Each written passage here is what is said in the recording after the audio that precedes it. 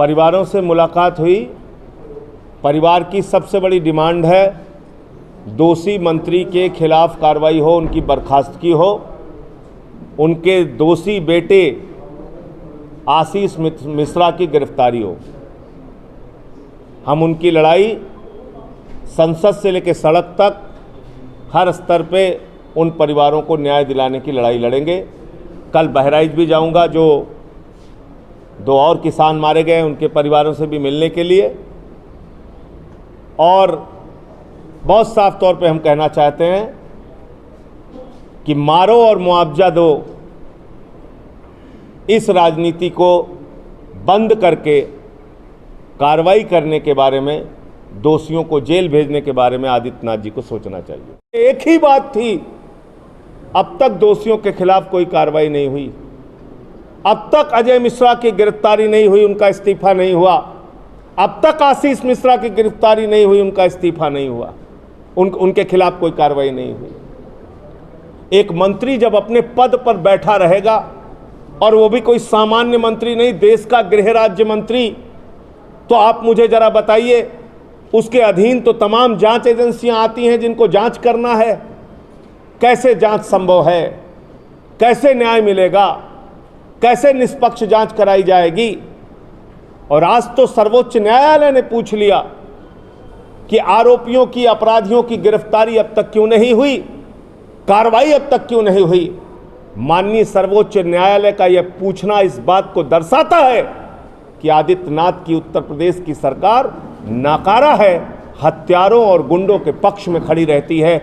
चाहे हाथरस का कांड हो, चाहे मनीष गुप्ता का कांड हो, चाहे इंद्रकांत त्रिपाठी की हत्या का मामला हो, चाहे लखीमपुर कांड हो, और चाहे निर्वेंद्र मिश्रा 3 बार के लोकप्रिय विधायक की हत्या का मामला हो। ऐसे तमाम मामले की हत्या का मामला, कार्रवाई नहीं करते।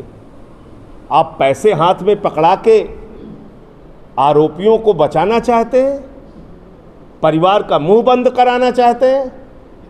पीड़ित परिवारों को न्याय देने के बजाय मुआवजा और मुआवजा, मारो मुआवजा, मारो मुआवजा, मारो मुआवजा की नीति पे आप चल रहे हैं। इसलिए आम आदमी पार्टी मांग करती है इस पूरे मामले में कोर्ट मॉनिटर्ड इंक्वायरी कराई जाए, मंत्री का इस्तीफा कराया जाए, उनके बेटे की गिरफ्तारी की जाए, और उनके साथ जितने भी लोग इस घटना में शामिल थे, इस दरिंदगी में शामिल थे, उनको सबको पकड़ के जेल के सीखचों के पीछे भेजा जाए। और टाइम बाउंड इंक्वायरी होनी चाहिए, समयबद्ध जांच और सजा इस पूरे मामले में होनी चाहिए, वरना तो न्याय से लोगों का विश्वास उठता जाएगा। हम लोग गए तो हमसे सवाल किया गया कि भारतीय जनता पार्टी के लोग कह रहे हैं कि आप लोग तो पॉलिटिकल टूरिज्म पे जा रहे हैं। 56 घंटे तक मुझे पुलिस हिरासत में रखा गया, हमारे साथियों को पुलिस हिरासत में रखा गया 56 घंटे तक। और मैं एक ही सवाल करता रहा, क्या लोकतंत्र में किसान की मौत पर शोक संवेदना व्यक्त करना अपराध है? कोई जवाब नहीं, न कोई FIR, न कोई मुकदमा।